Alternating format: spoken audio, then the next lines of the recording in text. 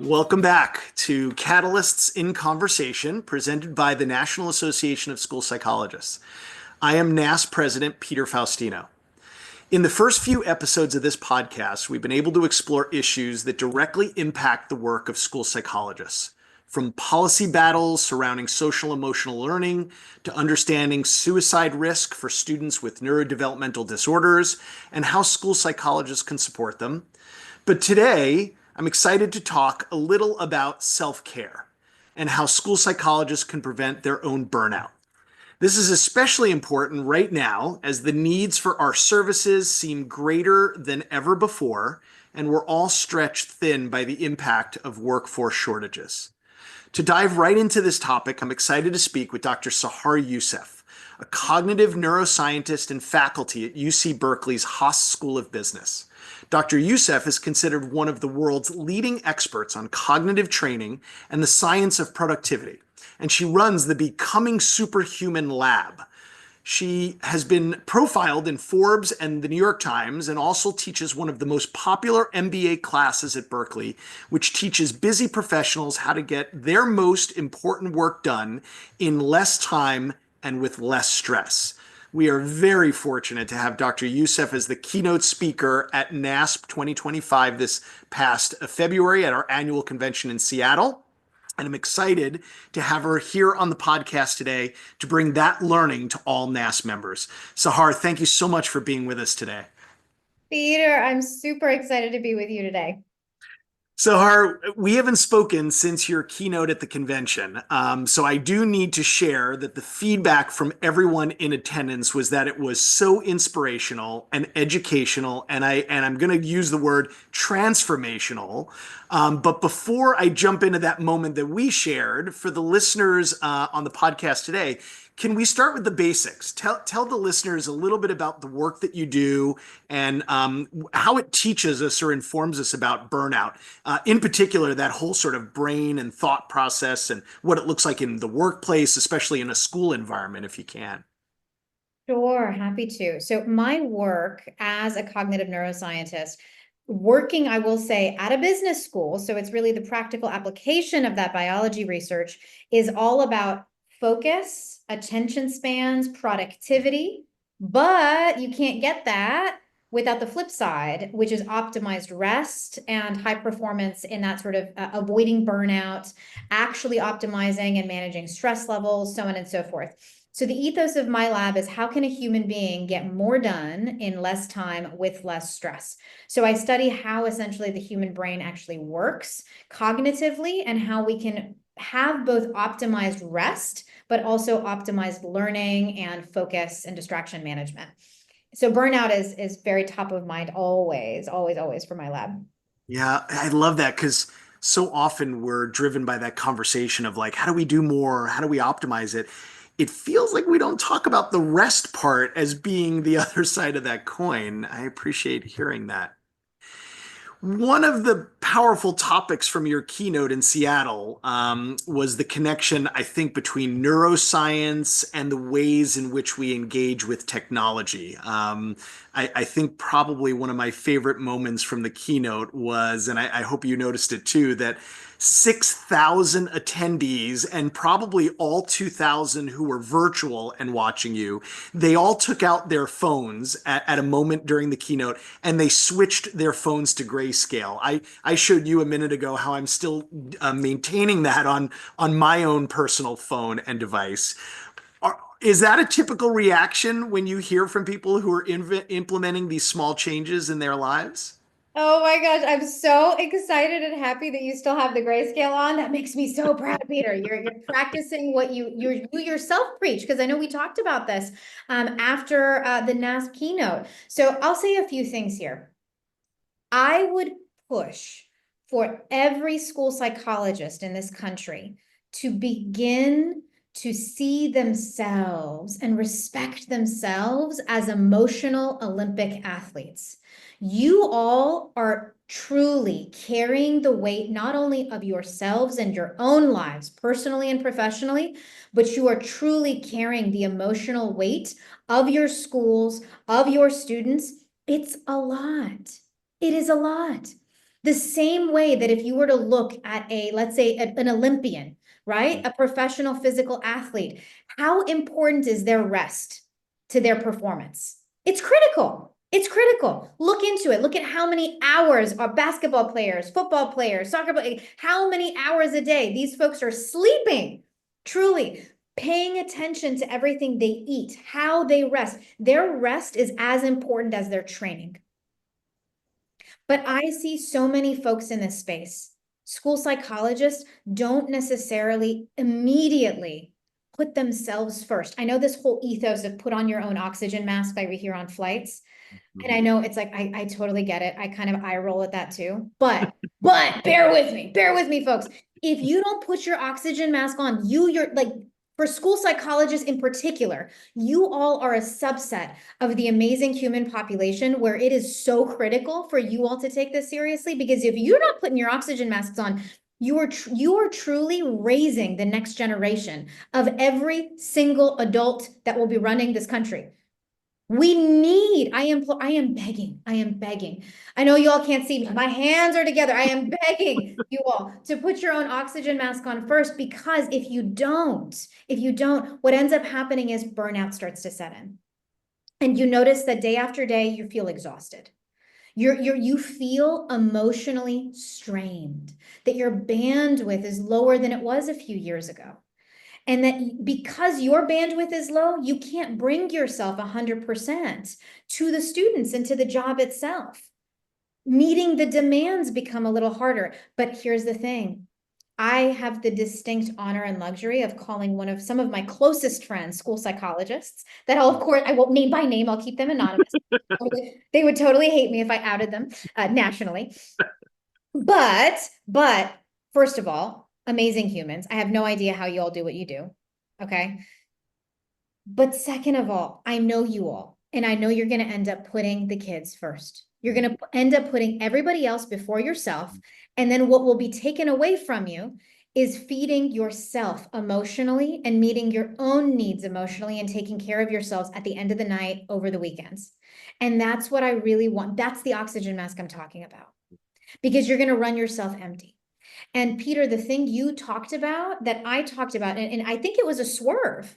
I think it was unexpected. I think I got on stage and Peter, you like teed it up. You're like, we got to talk about burnout. And I was like, and we got on and I was like, we're talking about burnout. And we're talking about, by the way, when burnout happens neurologically, your amygdala, which is your fear and anxiety center in the human brain, gets bigger physically. It grows in size.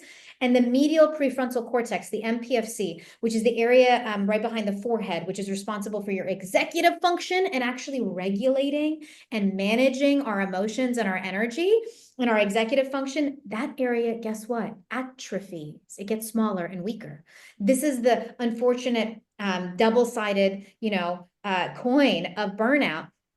That's what's happening. But I think the swerve really was, wait, okay, what do we do about it? And I'm like, we got to talk about your phone use. And I saw the faces. Everyone's like, wait, what? And I'm like, we got to talk about doom scrolling. And Peter, I remember your teenagers were in the audience too. I saw their faces like, wait, what? Like, it was a curveball. Nobody saw that one coming. People were hiding their phones or looking up from their phones. But your advice was so practical. I mean, and first of all, I appreciate everything you just said in naming the work that school psychologists are doing. I think when we get feedback about this podcast and people from outside the profession name it the way you just did, it's this incredible feeling that they get, like someone sees me and they understand how hard this is, because I think you nailed it around the idea that the way we get led down this road is we just constantly put the kids first, and we need just little moments to pause for ourselves, I think, to recall that we have to protect ourselves. And you gave such great advice. thank you. And I really just doubling down on the thing at present moment, what the research is showing us is our relationship with our devices, our relationship with our screens, our relationship with our notifications is the thing that is draining our ability to actually rest, rejuvenate, relax in the evenings and over the weekends. So what it feels like, and and by the way, this is what it feels like even for me. I'm a part of this too. It's it feels like we don't have the time. Right. That's what it feels like. That's what the experience is. And I talk to my own friends, again, friends of mine who are school psychologists, and like, with what time?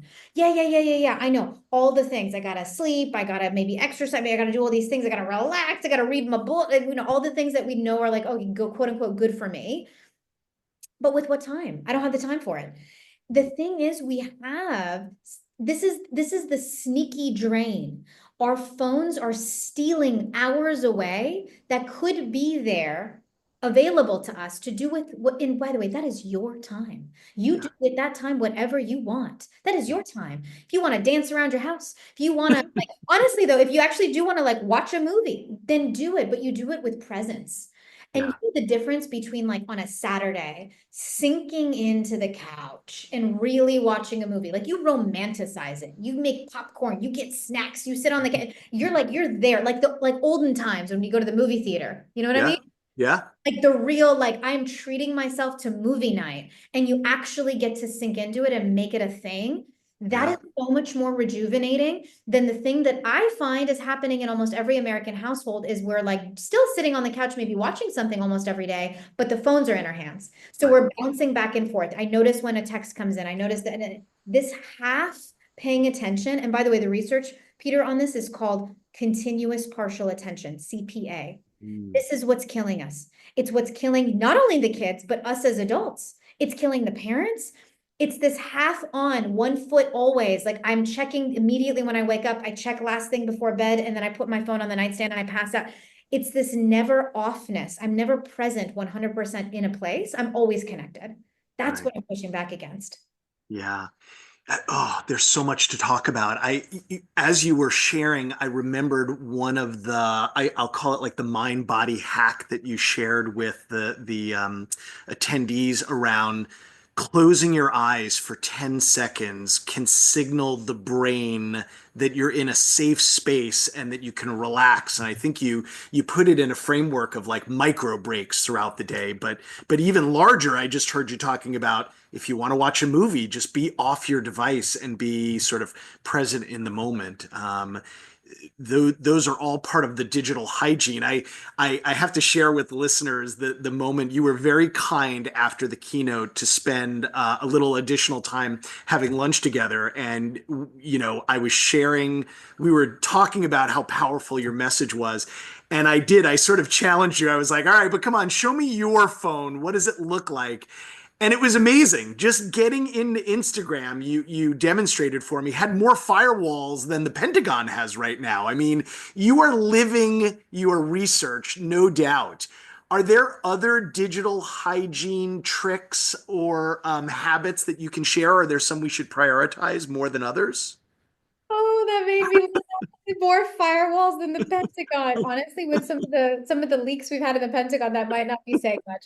But but beside that point, because right now privacy is like such a thing. But you're right. I do, and it's I'm a real I too appreciate a meatball recipe on Instagram. I too love a cute puppy video.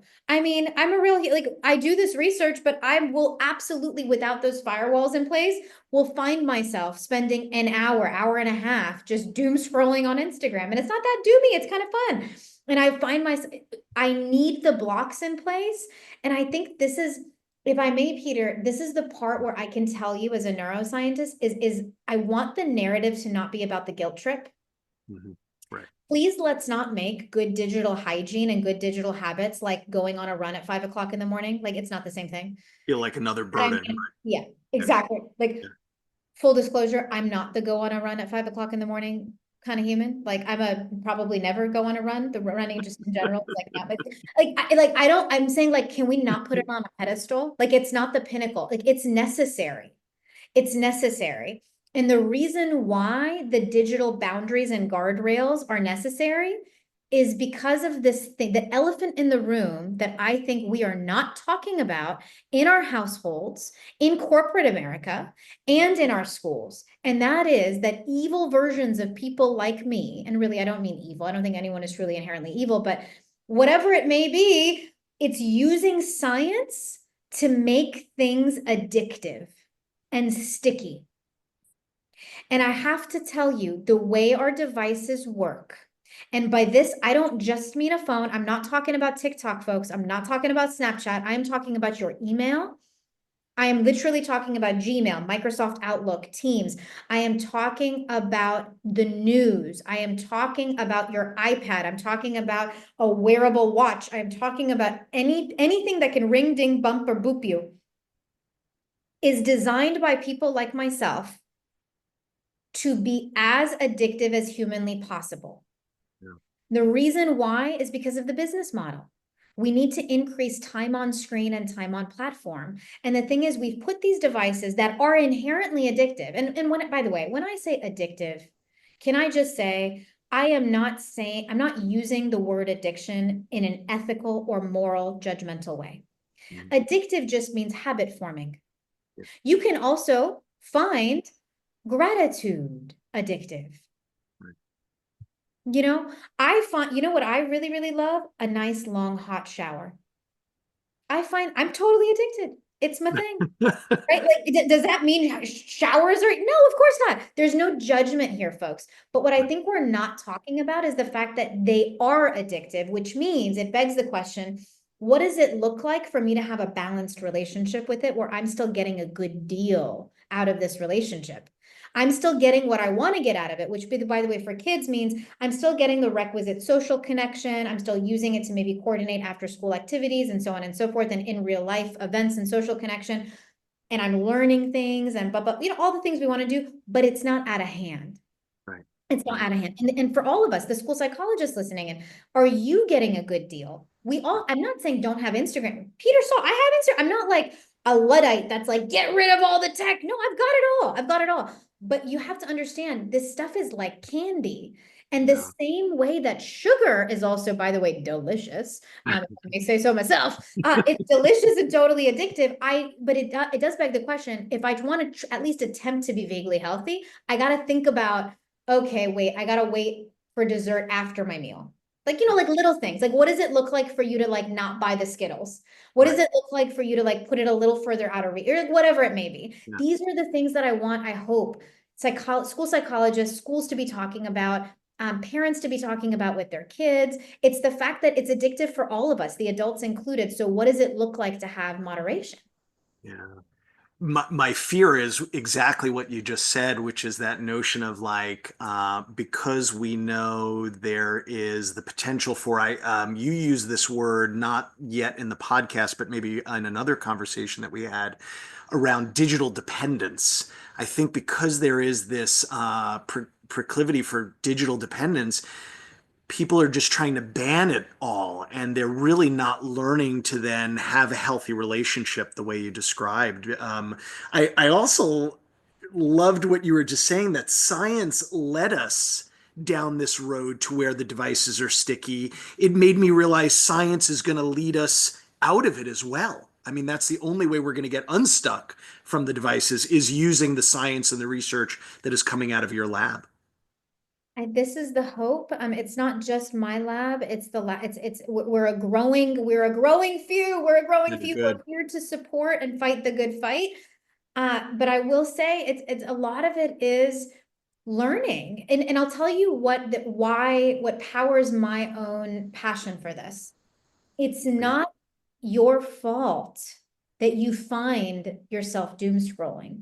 It's not the kid's fault either. So it's not fair to me that everyone is in this situation and they don't know how to get out. And I have to tell, and nobody has the time or the energy to go figure out all of the different ways. Everyone I talk to, like adults that I talk to about this, they're like, can you just tell me what to do? Because and we need we need an easy solution. We can't have like a multi-complicated, like Yeah. solution. We need it to be fast. We need it to be swift. And we do have solutions now, a few that, in the form of experiences and courses, not only for our student populations, but also for school psychologists. There are ways of actually addressing this, and it's becoming a growing problem. Yeah. If I may, Peter, right now, Please.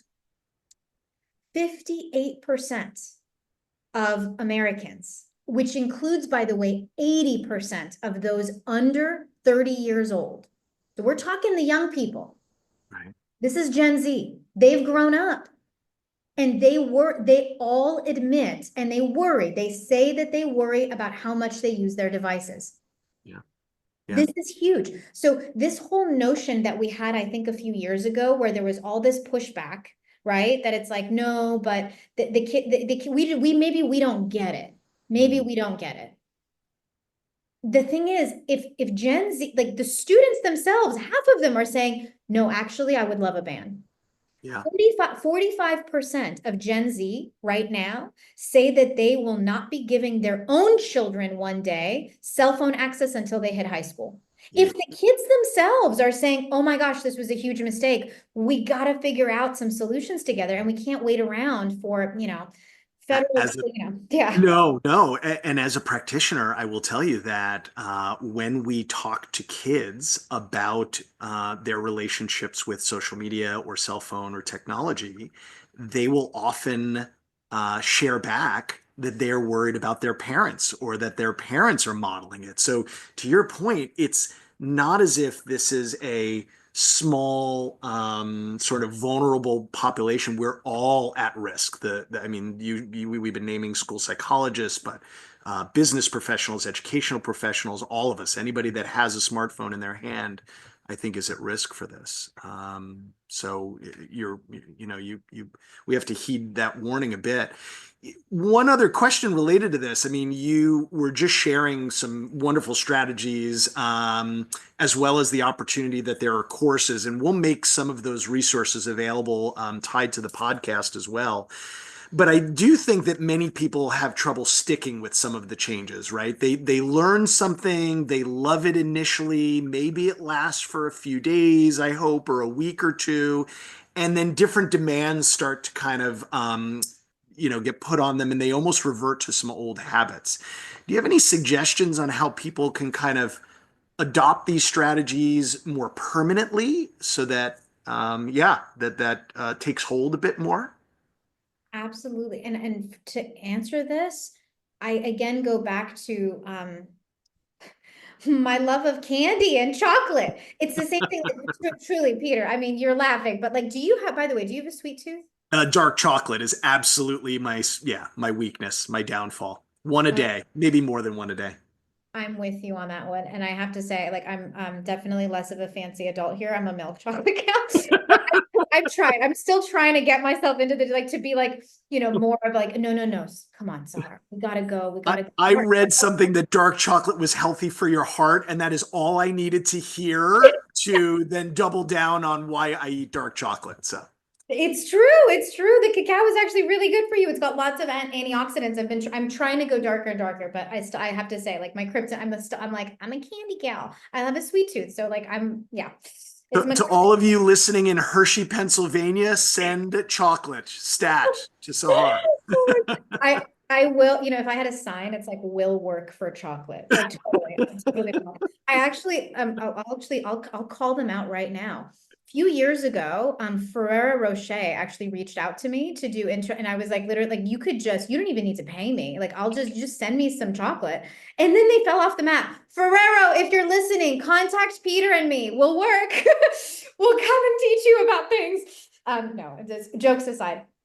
But if we think about the nutrition model, right? This is going to be my pitch to as a Yeah. mindset shift of making this stuff sticky. I like seriously, like, can we all just be human together for a second? Yeah. Unhealthy food, quote unquote, unhealthy food is kind of delicious. Like whatever flavor it is that you like.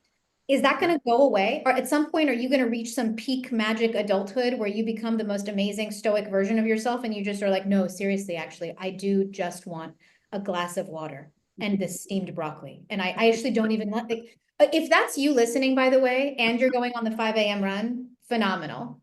I'm not talking to you. Amazing. 1%. I'm talking to the Tune rest out of now. It's the rest of you we want to talk to. seriously. Yes, yes. Which is like, these things are delicious for a reason because of our palate. The reason why they're delicious to the human palate is because they impart energy.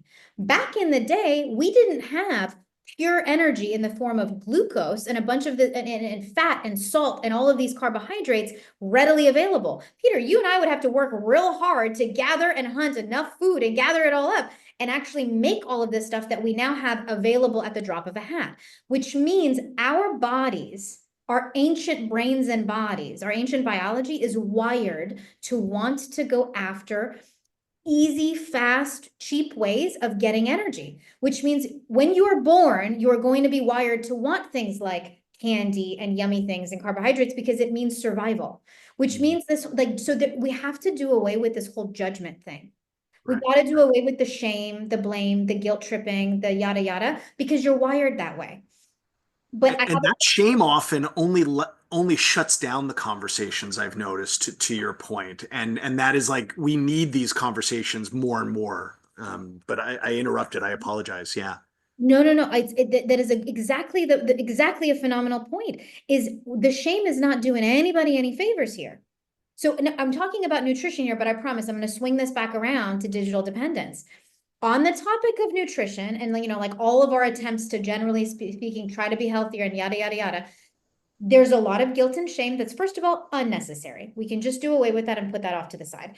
Practically speaking, if you want to make quote unquote healthy eating sustainable as a habit and not keep yo-yoing and swinging back and forth, you know how what they say in that space? They say you got to make it a lifestyle. You have to just accept and embrace the things that are your kryptonite. Try not to fully deprive yourself. You just got to figure out what moderation and balance looks like for you in your family, in your household, with your cultural context, right? Whatever that looks like for you, but it needs to be something you talk about and you think about.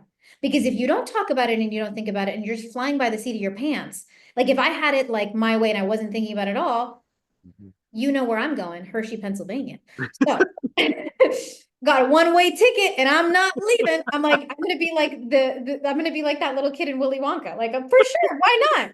Totally. So like it's because it's delicious and why not? So on the topic of digital dependence, we have to reframe this stuff and have it be, it is naturally addictive. Why? Because we are all biologically wired as pack animals. Social needs, folks, are fundamental needs. Our need for social connection and feeling connected to the greater collective is a fundamental need for survival, period, point blank.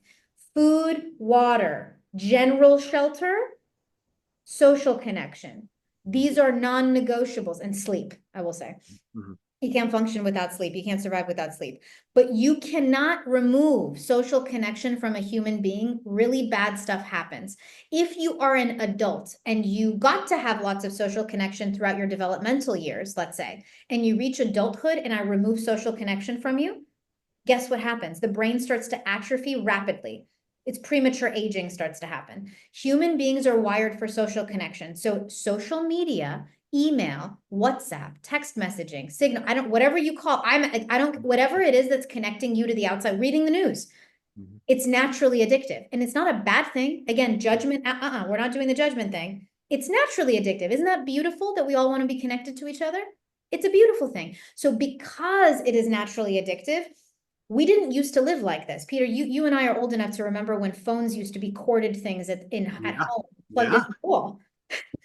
It's the same thing that's happened years before that with food being so easily accessible, sugar being so easily accessible. Back in the day, Peter, if you wanted sugar, I don't know if you've ever tried to get sugar out of a sugar cane, but I've had the distinct honor of doing this myself. It takes work.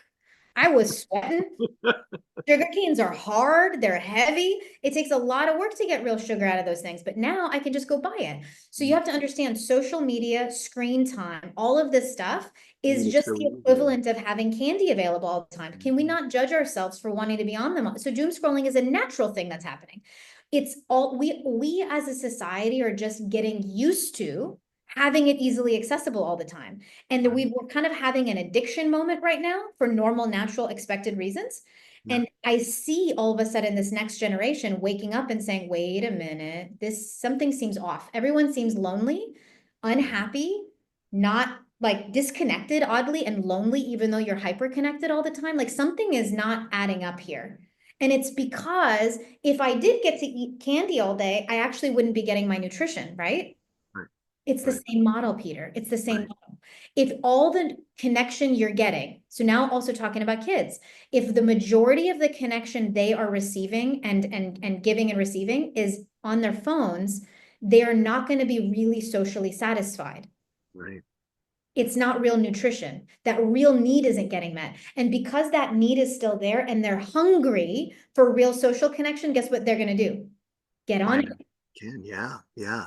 That is a powerful analogy. I'm not an expert like you, but I've been reading as much as I can, and I'm not sure I've heard that parallel, and yet it matches perfectly, I think, with what children and families are experiencing. Would you say that young people then should be part of that conversation, recognizing where they're at? I mean, either using that analogy or even just talking about tech, right? At how do the conversations sound with middle school, high school, college age kids? Because I think some of our listeners are clearly practitioners working or having those conversations.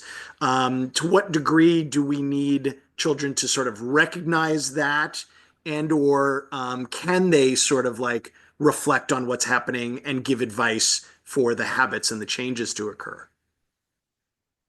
Absolutely, young people need to be a part of the conversation, and it cannot be this patronizing form, especially for the older kids, Right. right? I will say this, I'll just give my opinion here. Please. I do think that phones ought to be, generally speaking, not available to middle schoolers and under. But I think once kids get to high school, we're talking about young adults here. And I, as a college professor, I'm a university professor, I really, really do not support the bell to bell, full ban on cell phones at the high school level. And the reason why is because we are not allowing our young adults, when they have the support systems in place of their parents at home, their families at home, they've got teachers, school psychologists, and the whole ecosystem at school that knows their name, that cares about them. They have all of the support structure around them. Now is the time for them to start figuring out what moderation looks like. Yeah. So that because if you ban it completely, and they never get to figure out what their own moderation looks like and practice it. You drop them off at college, and then I get to see them, and they're one of hundreds in my classroom. I don't know their name. I'm not there to give them support. Nobody really is. And they're on their own, and they've never had unadulterated access to cell phones and social media. And I'm telling you, it does not look pretty. Yeah. They are not sleeping. They are coming in with very serious mental health issues. So I do not believe in, so classroom bans, yes. When it's time for class, there shouldn't be a phone in sight, but bell to bell, meaning you pretty much say like, you're just not allowed to have this because we don't trust you to figure out how to work this thing. That is what I don't support. So even, by the way, like, and kids are smart. Are you kidding me? Kids in high school, they're Yeah. selling magnets to get through the yonder pouches. The yonder pouches don't work, folks. They don't work. That's not enough. You can't just ban the things. That's like banning, 16 years old, you want to ban sugar? They're just going to go out and buy it. Half of them are driving people. They're going to go out and buy it. Like, seriously, think about the conversations we also have with our kids around alcohol and drug use. Like, you have to, at some point, treat them like mini adult, and you have to say, listen, you're going to see this stuff. Yeah. So let's talk about what it looks like and the fact that it's addictive. Yeah. And all the adults are even telling you it's addictive, which is why the programs that I support and that, our lab at UC Berkeley supports and we endorse are the ones that include the high school students in the conversation. They include the middle school students in the conversation. The same way when we're teaching our kids about nutrition, do you just say, don't worry about the reason why, but you have to eat this? Of course not, because we're trying to raise them so that they can make their own good decisions later, right?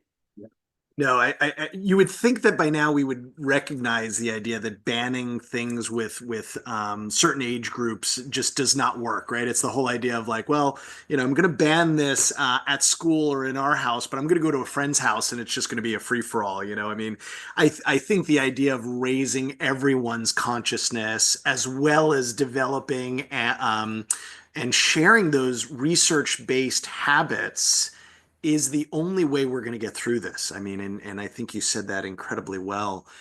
Your research is so valuable at this moment in child development. I mean, and your advice about protecting not only children, but our own mental and physical health. I can't thank you enough. I mean, it is really around the idea of building resilience to all of these potential threats and preventing burnout.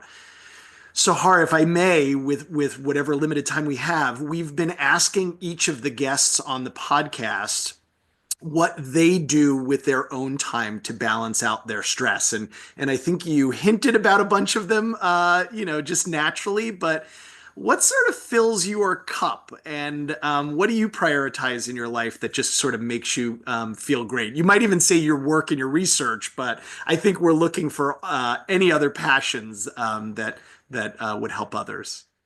Ooh, okay. So I was gonna say, I'm like, I am, by the way, truly, I am totally like behind the scenes an absolute nerd. So for me, I've like every week, I kind of end up collecting a bunch of new articles and everything that I want to read. And that's what I gift myself, over the weekends Yeah. is like a time to actually just sit down and like soak up new information. For With me, the limited yeah. With the limited time I've spent with you, that is so true and authentic. I just want listeners, I'm reinforcing what she's saying, that that's not a pitch. That is absolutely who she is. So, It's true. Well, because I see it as play.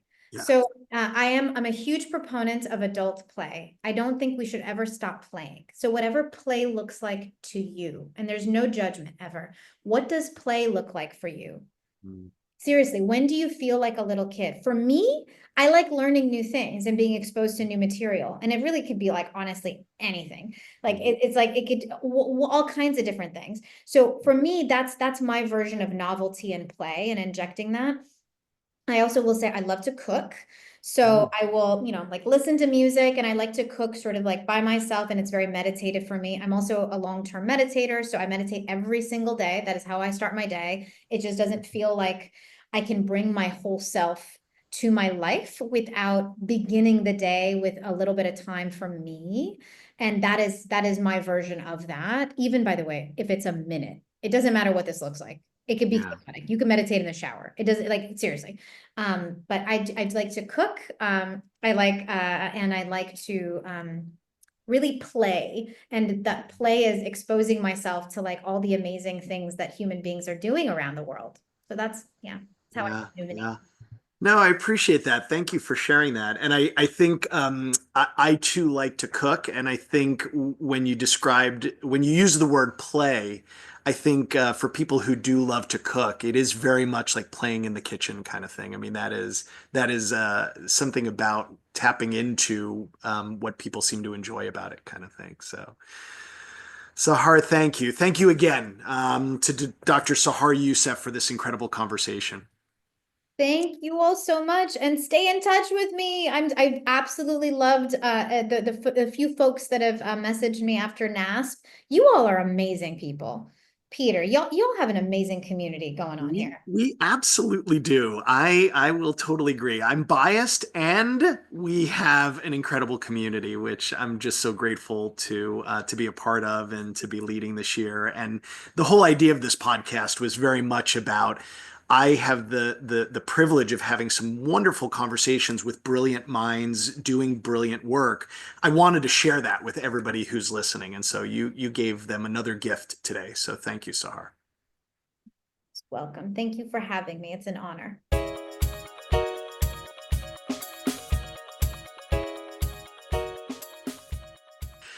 Thank you again to Dr. Sahar Yousef for this incredible conversation. I hope that school psychologists listening to this conversation will come away with a sense of empowerment and an understanding of the ways that they can engage in self care to prevent burnout and help us better serve young people and families. That way, we can take this conversation and put it into action. This marks the last episode of Catalysts in Conversation, and I am so grateful to all of you for listening. I hope that these discussions were valuable to you in your practice as a school psychologist or the opportunities to learn from experts whose work deeply aligns with our vision of helping children thrive at school, at home, and in life were valuable.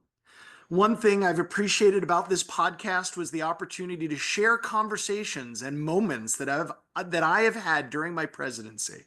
I've had the privilege of serving as your NASP president and wanted to find ways, both big and small, to give back to members of this I'm gonna remarkable. interrupt you. Go back to one thing. Yeah, yep, I can. Okay. One thing I've appreciated about this podcast was the opportunity to share conversations and moments that I've had during my presidency. I have had the privilege of serving as your NASP president and wanted to find ways, both big and small, to give back to members of this remarkable association. This year has been a gift for me, and I hope these conversations helped you feel included in that blessing. And I hope that this is something that resonated with you, our listeners. This has been Catalysts in Conversation. I hope you've enjoyed hearing these insightful dialogues with my guests as much as I've enjoyed speaking with them about these critical issues. I'm Peter Faustino. Thanks for listening.